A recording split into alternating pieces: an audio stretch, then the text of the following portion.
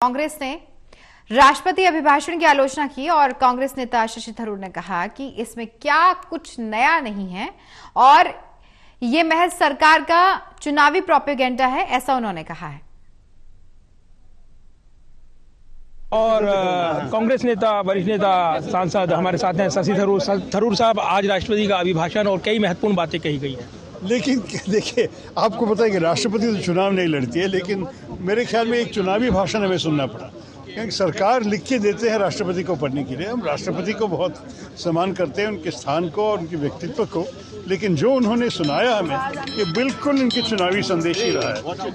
और मेरे ख्याल में हमें कोई इसके बारे में कहने की ज़रूरत नहीं है, क्योंकि सारे जो सरकार के अचीवमेंट्स जो एक राजनीतिक पॉलिटिकल पार्टी की प्रेस रिलीज में दिखाया जाएगा, ये सब हमारे राष्ट्रपति के मुंह से सुनना पड़ा। और सर्जिकल स्ट्राइक का जिक्र हो, राम मंदिर का जिक्र हो, करप्शन का जिक्र हो, इन तमाम बातों का जिक्र हुआ है।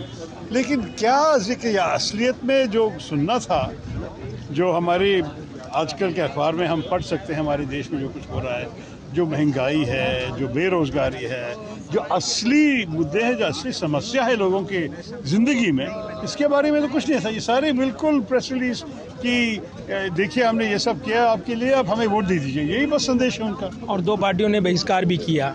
वो तो मुझे मालूम नहीं था, क्योंकि काफ़ी भरा हुआ हॉल था, लेकिन हमारे तरफ से ये नहीं था। मेरे ख्याल में कई कांग्रेस के लोग कश्मीर में फंस गए भारत जोड़ो यात्रा के समाप्ति के बाद, क्योंकि वहाँ के सारे फ्लाइट्स गड़बड़ हो गए थे।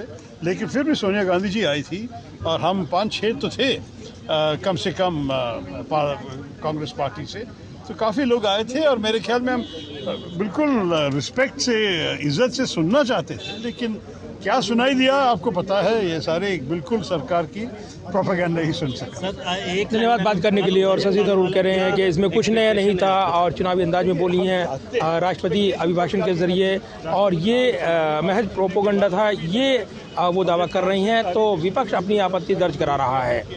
Pradeep Kumar, total news, Delhi.